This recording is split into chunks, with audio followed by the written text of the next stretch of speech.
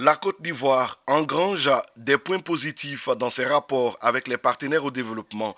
À Washington, le pays est félicité pour sa résilience, ses performances économiques et la bonne gestion des finances publiques. De bons résultats que le ministre des Finances et du Budget a présentés au Forum des investisseurs souverains de Standard Chartered Bank. Adama Koulibaly a animé une session sur les derniers développements économiques de la Côte d'Ivoire. En marge des assemblées annuelles de la Banque mondiale et du Fonds monétaire international, la délégation ivoirienne a été invitée à partager son expérience autour du thème Le partenariat mondial pour les finances publiques, nouveaux partenaires et état des lieux.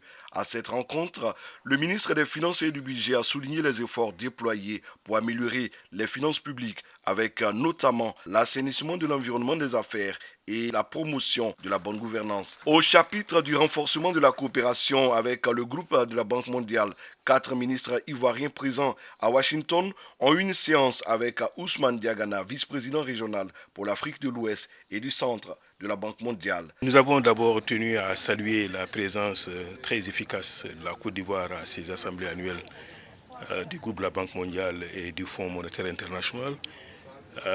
Ils ont pu partager avec nous leurs expériences dans plusieurs domaines. Nous avons également échangé les initiatives nombreuses, parfois novatrices, que la Banque mondiale est en train d'expérimenter aujourd'hui en Côte d'Ivoire. Pour la première fois, en effet, notre institution va financer une opération d'appui budgétaire permettant à la Côte d'Ivoire de bénéficier des termes beaucoup plus intéressants pour ainsi investir l'épargne réalisée sur le développement de l'éducation.